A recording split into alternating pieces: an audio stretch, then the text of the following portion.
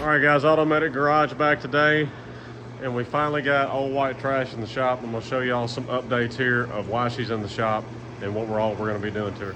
We have oil all over the top of the motor, and oil coming all out from underneath it. So I'm sure it's high pressure oil pump or high pressure oil line, one of the two. But either way, I'm gonna get a tow home.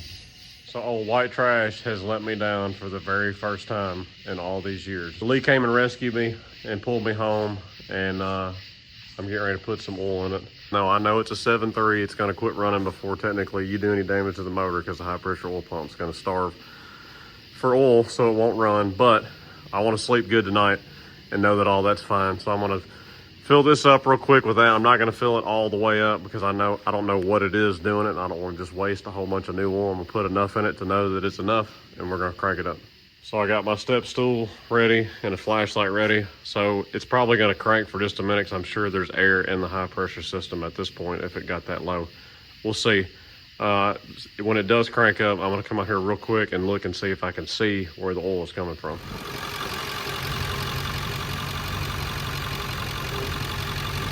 And it's the serviceable plug on the back of the high pressure oil pump.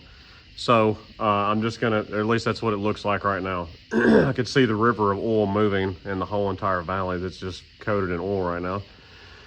But the only thing I saw really wet above that was the plug that's on the back of the high pressure oil pump. So I gotta get some brake clean in the morning, and we'll pressure wash and brake clean and clean all that up. Run it long enough again to verify for sure that's what it is. And if that's what it is, I'm not gonna do it on the truck. I'm just gonna pull the pump off and reseal the whole high pressure oil pump, because it's probably due for it. She's almost at 300,000 miles, so why not? So along with fixing the high pressure oil pump and resealing it, putting a new gasket on the front and doing all that, since I'm gonna be, or it's more convenient, you don't have to do it, but it's more convenient to remove the fuel bowl to get the high pressure pump out. I decided to go on, let's do a fuel bowl delete, because I already got the fast, already got a sump on here. And anything and everything I've done to this truck has been in preparation of going like stage 1.5 or stage 2 injectors, and preparing the fuel system for doing that, and maybe going bigger than just the ATS turbo housing that I have, compressor housing on here. So anyways, we're going to be putting a, what is it? I think it's strictly race or strictly diesel regulated return and fuel bowl delete on here, along with resealing this high pressure oil pump. So let me turn you around. Let's get busy. So what we have here is our driven diesel, sorry, not strictly diesel, but driven diesel, which is a division of strictly diesel. And man, when I read that, I couldn't help but say America. Fuel pressure regulator and everything's in there. All the hard lines to eliminate the fuel bowl and do a regulated return. We got our high pressure oil pump O-ring kit, which this is everything I need except for the gasket on the front of the pump. Fuel filters for my fast pump, because they're due to be changed anyways. This is the fast or air dog setup, which is going to have the connector for going to the fuel bowl delete block up there, and the connector that you need to go into, or coming from the fast pump to go to the front, and all the hose. I'm not sure how much this was. Hopefully it wasn't too much, because there's not that much in it, and I probably could have made the kit myself. But anyways, Full Force Diesel said, hey, do you want this? And I get really good prices at Full Force, so I can't complain about that. And they always treat me very well. So if you're looking for something like this, get in touch with Full Force. Tell them Automatic sent you. I'm sure I'm going to remember how much not fun this worn transformer front bumper is for me, laying all over it up here.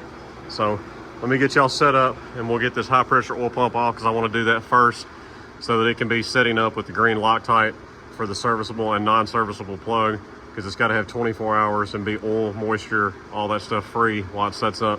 So let's do that first, and then we'll get on doing the fuel bowl delete and running all the lines for that. You may be saying, man, that motor is clean. Well, I do keep it clean, but it's extra clean because I purple powered and pressure washed all this, because of how much oil got everywhere from the serviceable plug spewing oil out the back of the high pressure oil pump that caused this. So first things first, like I said, you don't have to take the bowl off to get the high pressure oil pump out. You can take the spider off and go from underneath the bowl, but I'm just going to go on and take the fuel bowl off since we're deleting it anyways. And Diesel's going to, or not Diesel, but Lee is going to have him an FRX for his truck now, because I won't be needing that anymore. So I'm probably going to take the bowl off with this, and he can just swap my bowl to his truck, because this was resealed within the last 10,000 miles. So it's got new O-rings and everything on the back of the bowl. So that'll be ready to go in his truck, and he can have an FRX then. All right, so thus far, I've undone my 2 lines on the passenger side. Undid where it goes into the regulator here, and undid the lower line there. Unplugged the fuel bowl heater, took the fuel drain off. I believe that's it. I went on and took my wastegate solenoid off because I have a TurboMaster wastegate controller back there that's adjustable. I'm gonna see what I can do to just eliminate this since we're kind of in cleaning up the engine bay mode. I'm also gonna clean up my wiring for the fuel bowl heater, cut those, cap them off, and tuck them into the harness because I just like leaving those unplugged because they'll cause you a problem. And unless you're like in Alaska, it really serves no purpose. So all I have left now is I gotta undo the 2 13s right here on the front. And I can take the whole fuel bowl out, leave the FRX on it, and Lee can swap this whole bowl to his truck when he's ready to do that. I'm gonna have to unplug the exhaust back pressure sensor, and I'll be able to get back to those with an extension. So let me do that, and we'll get this bowl out of here. That's the cleanest fuel bowl I pulled off a truck in a long time. So there's the whole fuel bowl off with the FRX still on it, ready for Lee to use it if that's what he wants to put on his truck. So now we can get an idea of how clean this engine bay is going to look without that sitting in the way.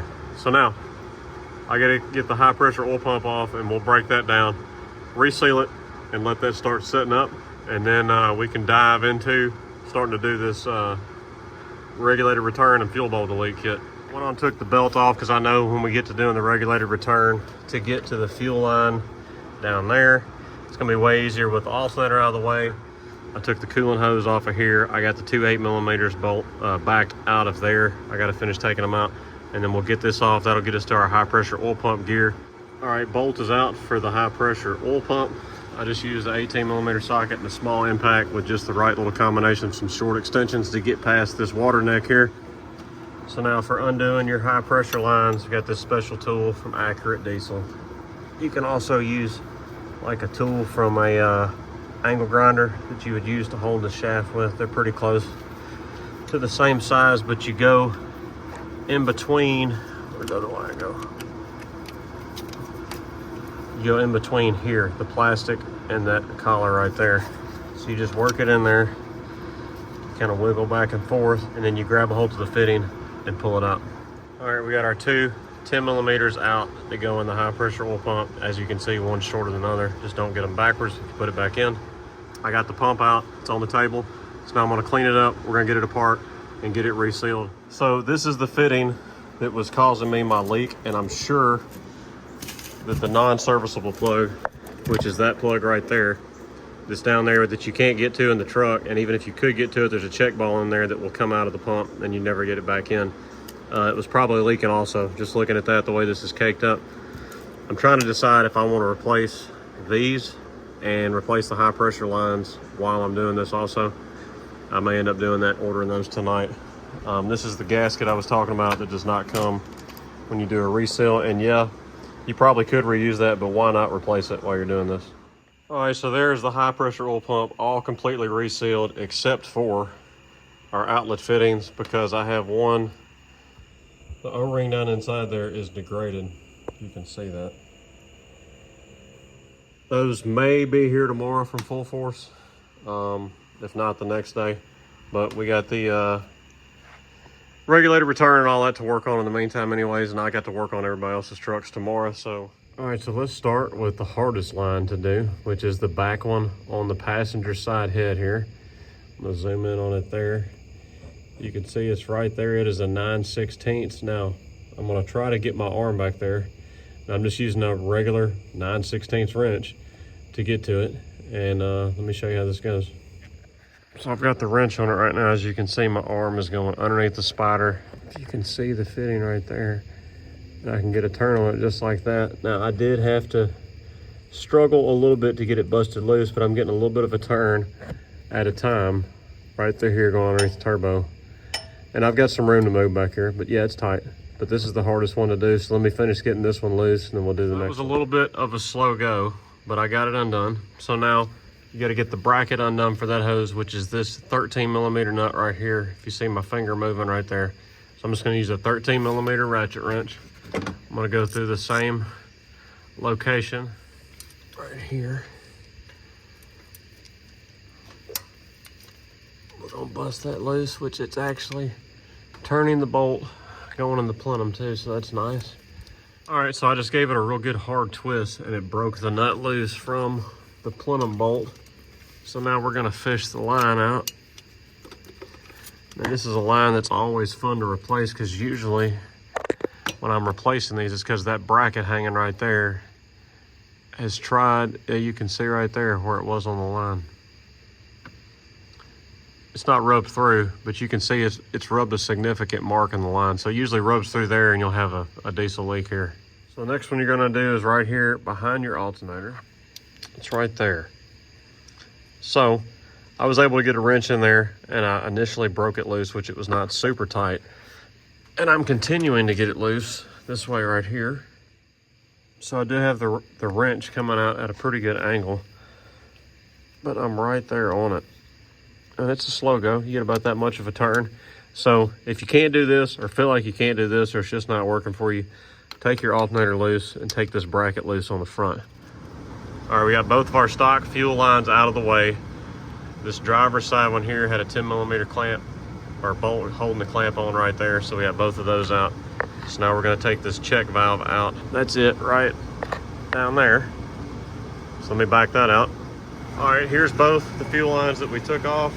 Here's the driver's side check valve. Now we're gonna get to the challenging one, which is the other check valve, which is on the back of the passenger side head. So you can see we will be removing some restrictions in the fuel system for sure also, which I know this serves a purpose, but the regulated return is gonna be better.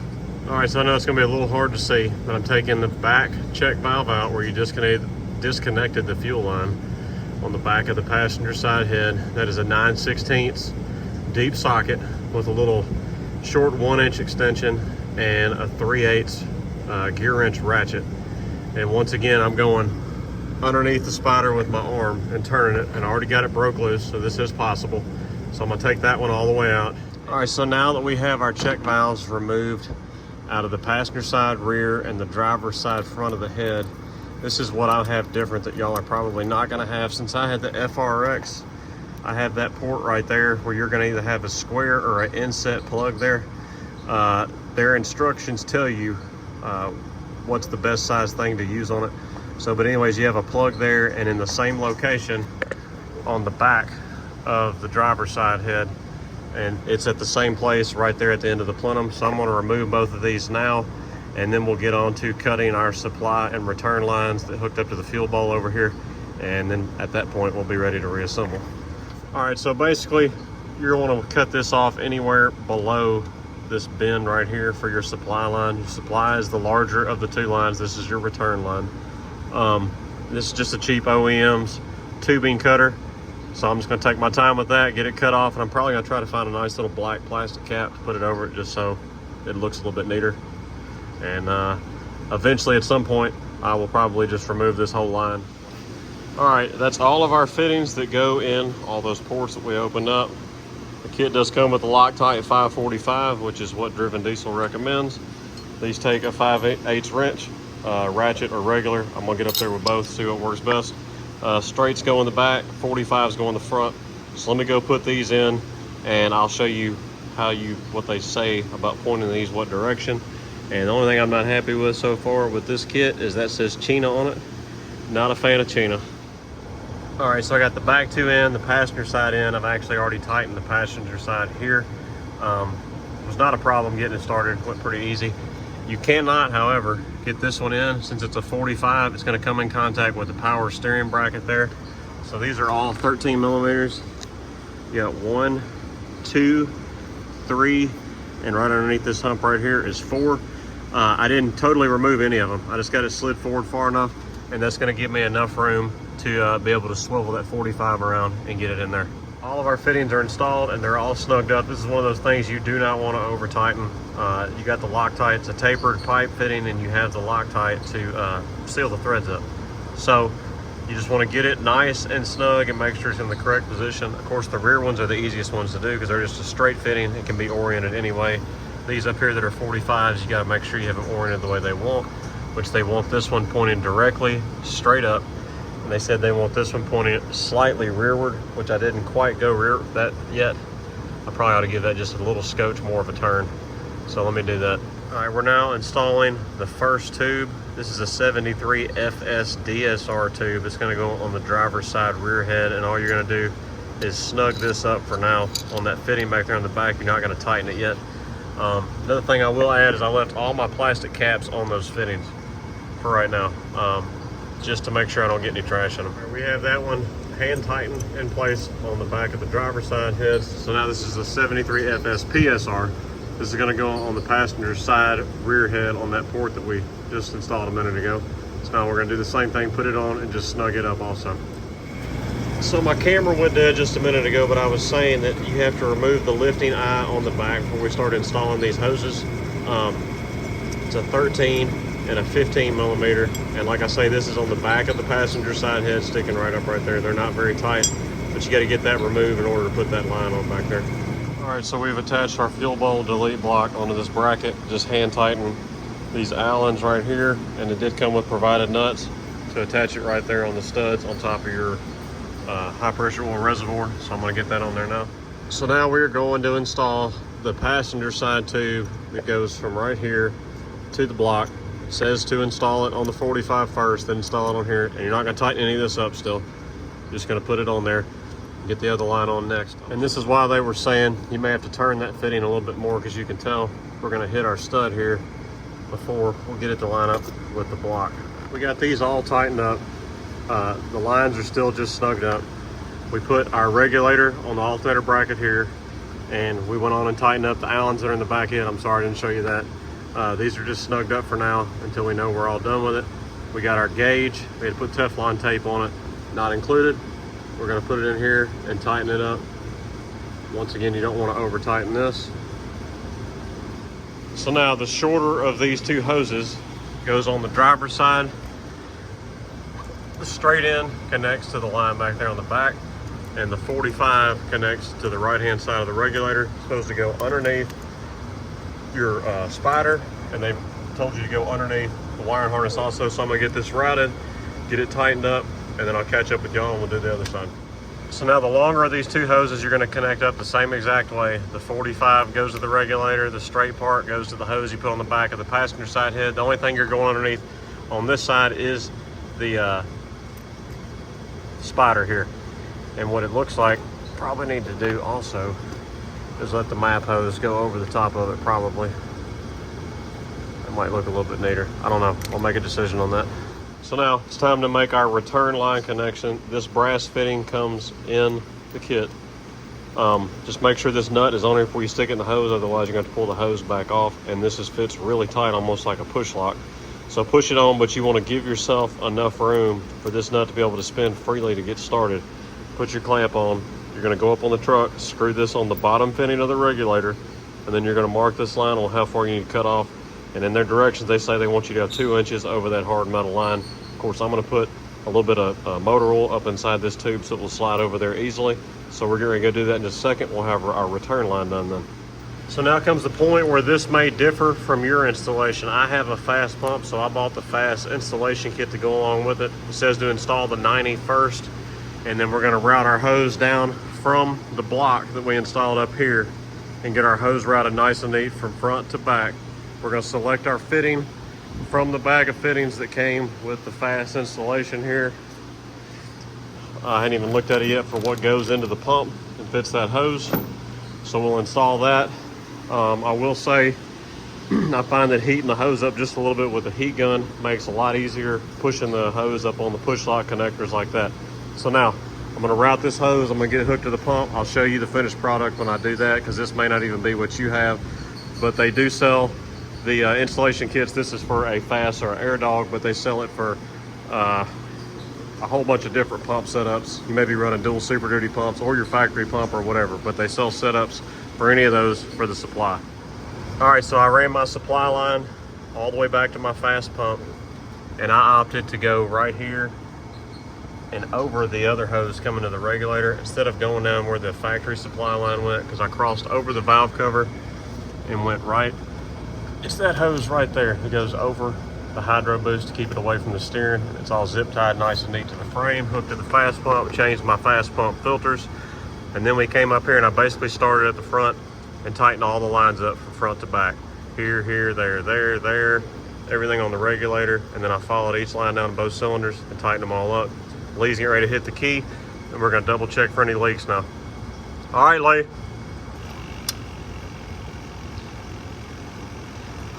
My filters are empty, so it's gonna take it a minute to build pressure. All right, so we passed our leak test. I see no diesel on anything. That's sweat right there. And with the key on, we're sitting right at about 62 pounds, just a little over 60. So that's fine for cranking it up till we get to the point of adjusting it. I've got my high pressure oil pump stuck in. The bolts just finger tightened. So now I'm gonna complete putting my high pressure oil pump in, torquing the gear, sealing the cover up. I got to put the alternator bracket back on, stuff like that. I'm also going to do the CCV reroute on this truck. I've never done it. I want to do it now. I got new O-rings for the doghouse, so I'm going to do all that stuff. I'll button all this up, and then I'm going to catch up with y'all when it's time to crank it up. We'll adjust fuel pressure and drive it and see how it all works. Another thing to remember real quick is in the directions it told you to leave the Allens that are on the bottom of this block that holds it to the bracket loose. So just remember to tighten those up. I just tightened those up, so we should be good on our fuel system now.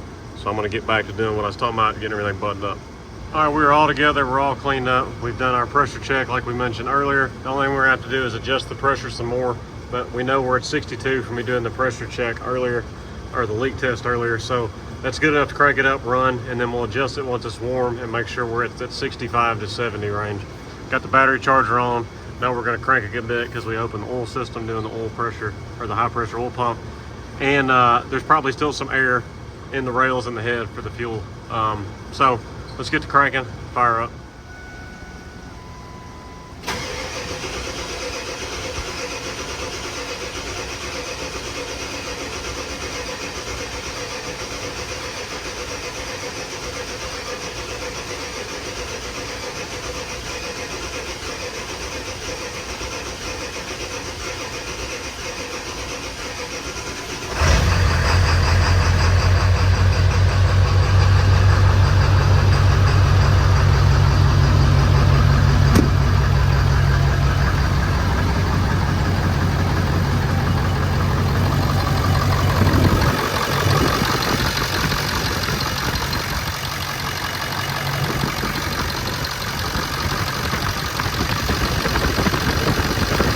All right, so I had to top my oil off because it was a little low from doing the whole high pressure oil system. And that footage from when it busted, I didn't put any more oil in it than I had to do the work because I didn't know what all we were gonna be getting into at the time. So I just added a gallon to get it right. I did adjust the fuel pressure. It will not go above that 65 right there. So I'm guessing the fast is maxed out at 65. If you want more than that, you're gonna have to change the spring or the fuel pressure regulator in the fast to get anything above that. And we really don't need that on this truck anyways. I was just experimenting with it. But anyways, everything's nice and clean. Looks really good without the fuel ball. I'm happy with the whole setup. Need to go run it and get all the air out of the whole system. So let me go get cleaned up. We'll take her for a drive.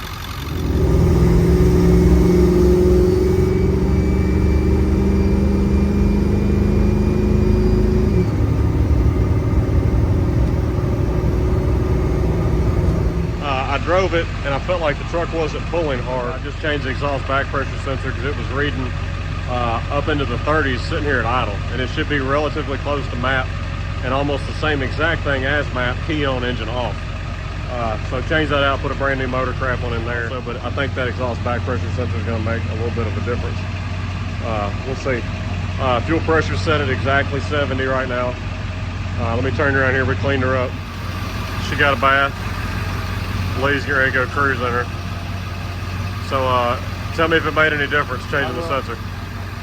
So I also had a exhaust back pressure sensor, pressure high, pressure low, which would be with a bad sensor. Pigtail was all in good shape, so Lee's gonna go take her for a rip. Don't fall out of the truck.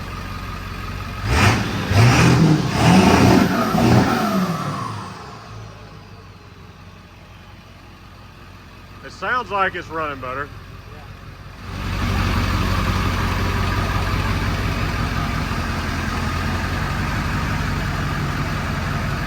All right guys, hope you enjoyed the video on throwing this regulated return and fuel bowl delete on here from Driven Diesel.